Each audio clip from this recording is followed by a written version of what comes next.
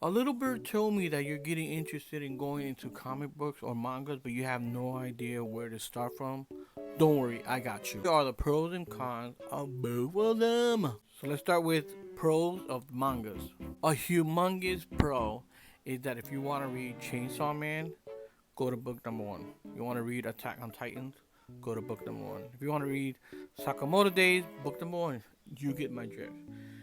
And you just read on. There's one story, one huge storyline, and that's dope because again, that's a great thing. It's like okay, you start reading, and if you like read 2 or 3 books and you don't like it, you're like, all right, cool. I know I could jump off of this because they're gonna continue on this same story. One of the cons is that you probably don't know a lot of these characters, so it's gonna be kind of the hunting that you're gonna have to do. There's a lot of different genres, so I mean, just do a little bit of research depending on the genre you like, and then just look up the most popular, and then just go from there. I love shonen. That's pretty much what I read right now, and it's comedy, it's fighting, a lot of action, a lot of fun characters. Right, the pros of the superheroes of comic books is that you know a lot of them.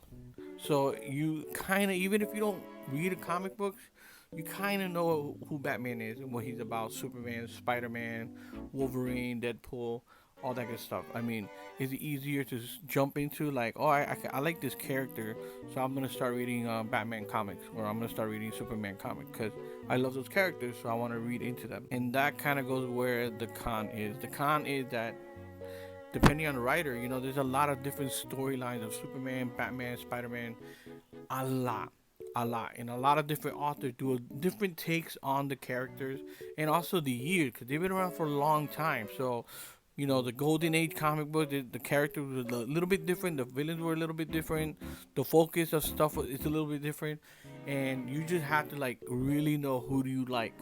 So you're gonna have to do some research or talk to some comic book nerd about which version of Batman should you start with? What's a good starting point with Superman or X Men?